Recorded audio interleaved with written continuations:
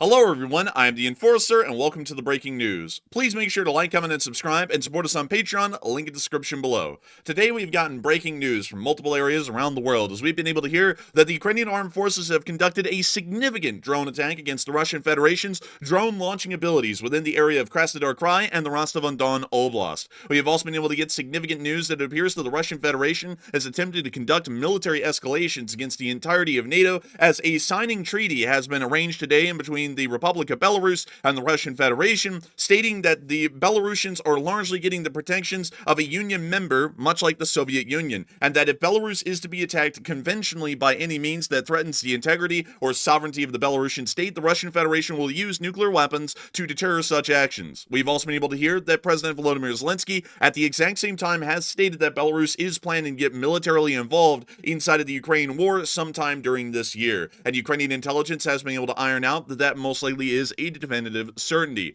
At the exact same time, the Russian Federation wants to play ball, and the United States is going to play nothing but ball with the Russian Federations. Russian Federation, more so. Federations, plural, that hasn't happened yet. But nevertheless, they are attempting to say that they are going to be going into a tough negotiating mode, meaning that they're most likely not going to be looking for peace anytime soon. This also comes as information has arrived that the Kingdom of Jordan is now openly threatening war against the State of Israel if any of the citizens of Gaza are attempted to be forcibly displaced from the Gaza Strip and sent into Jordan by nearly the millions. But nevertheless, we have loads of news from every single corner of the world, and we have been able to hear of some very significant Ukrainian military actions that have occurred in the area around the Sea of Azov. Earlier on in the morning, we were able to hear that a massive drone attack was incoming on the area, according to a Russian military blogger, and according to what they stated, they said urgent massive raid on the Krasnodar region. Of the 35 drones that flew to Crimea, at least 22 went to Krasnodar Krai.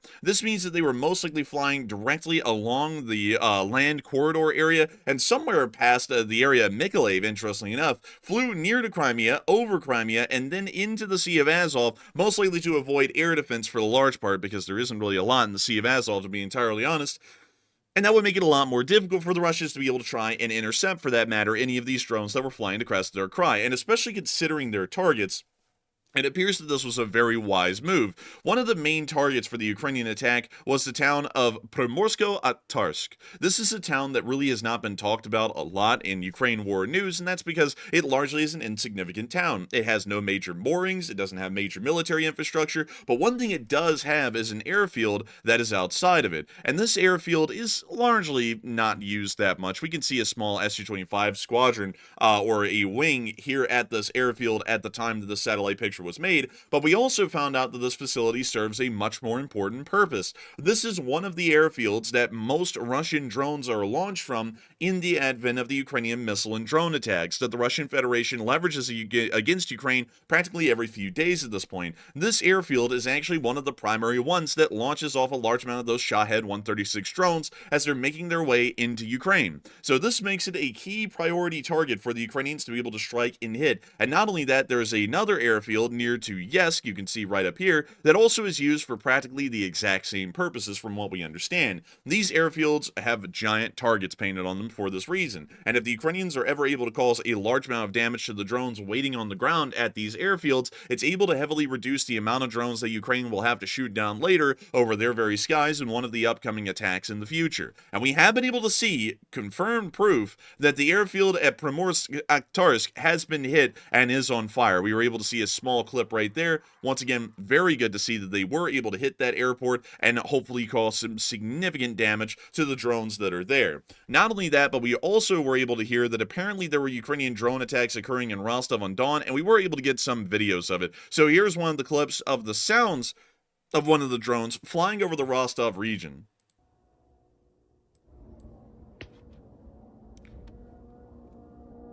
We can finally hear it.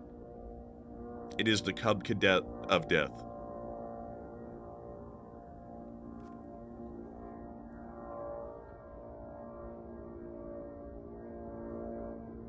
Канал – это Ростов. Oh. Hey, look, they actually said that it was Channel Rostov. Look at that.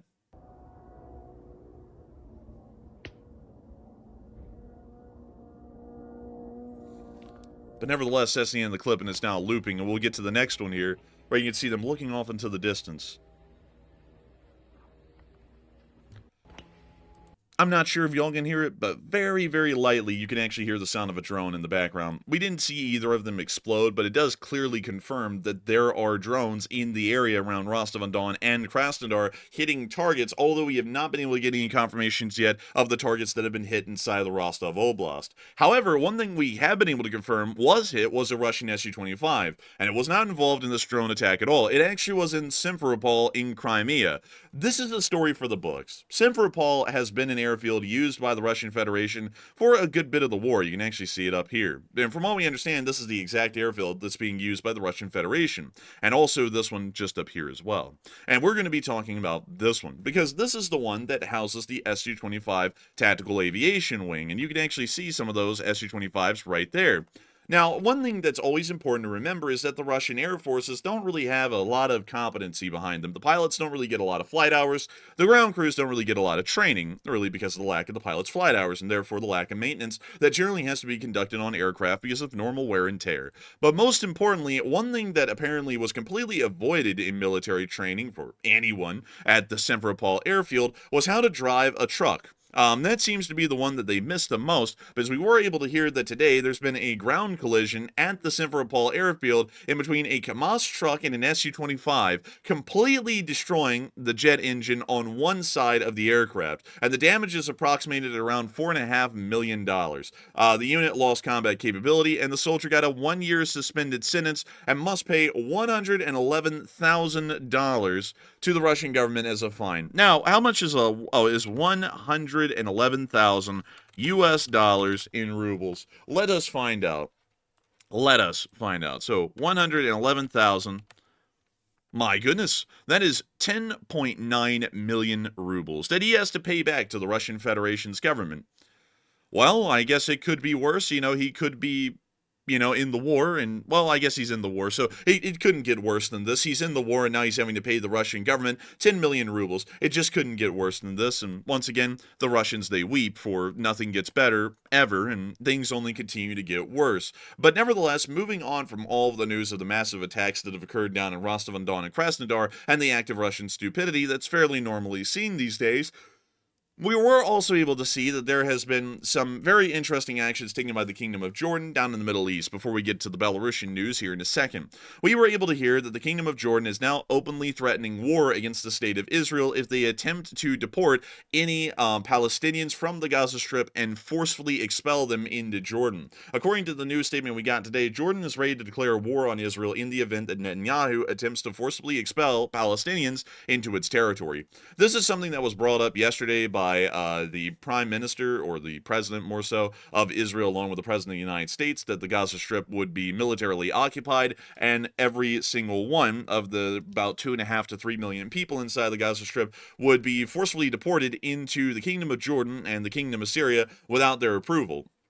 The Kingdom of Jordan and also the Syrian interim government have absolutely no intention or wishes of seeing these people deported into their countries. The reason why is because they bring with them the exact same calamities and terror that's reigning over the Gaza Strip right now, and that would cause a massive amount of instability inside of these countries and could cause a great deal of unrest, leading to economic damage among many other things that would threaten these nations' existence. For this reason, the Kingdom of Jordan is making it very clear that the Palestinians from the Gaza Strip will not be coming to the Kingdom of Jordan. Absolutely under no circumstances. They would rather go to war and fight the Israelis and the U.S. than just simply allow these Palestinians, largely Hamas in a sense, into the Kingdom of Jordan. It does appear that at this point there's going to be a major diplomatic incident involving the situation that was brought up yesterday, and we'll be having to see how that goes. And, of course, considering what it is, I'm not going to make a comment on it, but it certainly is devolving into a hairball at this point inside the Middle East.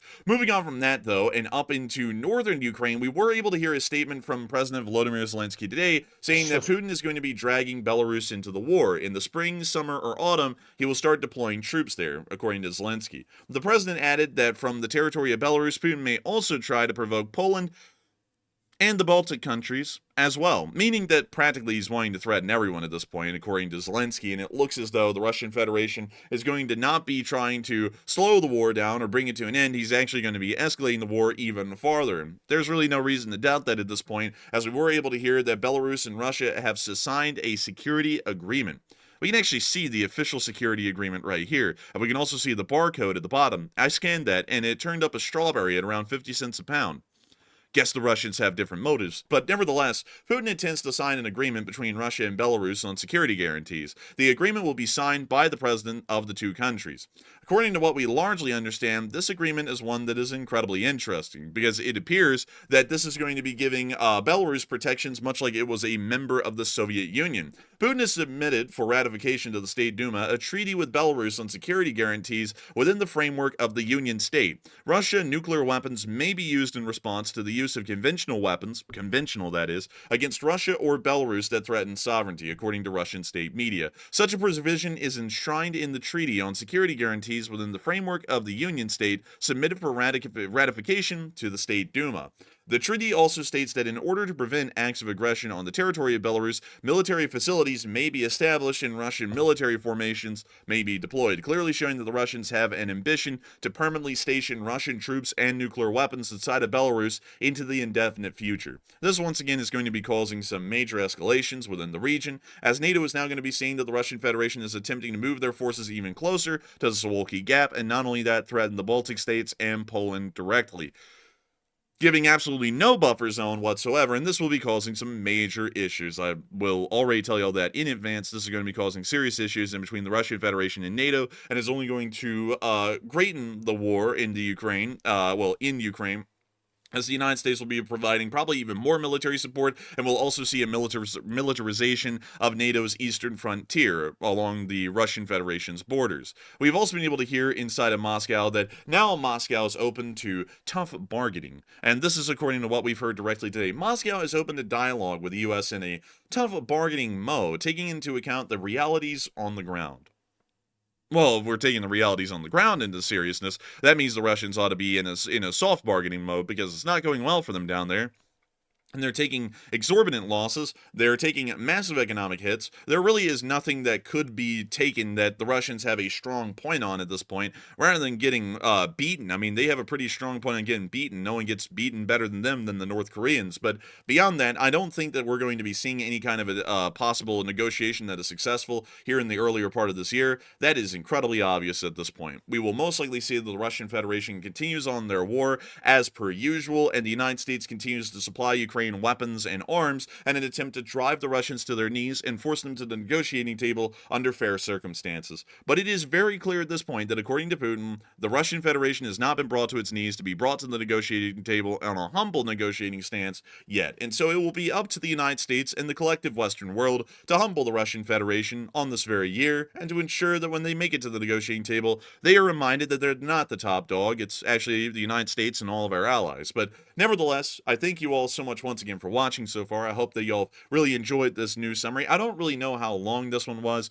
It was big news, but I don't feel like it was an incredibly long one, so hopefully y'all enjoyed it for either the shortness or maybe y'all enjoy the length of the normal kind of short war summaries. They're usually 20 to 30 minutes long. Not really sure. But nevertheless, I thank you all so much once again for watching. If y'all have enjoyed, please make sure to like, comment, and subscribe. And if you really have enjoyed today, please make sure to put Primorsk into the comments section. That is Primorsk,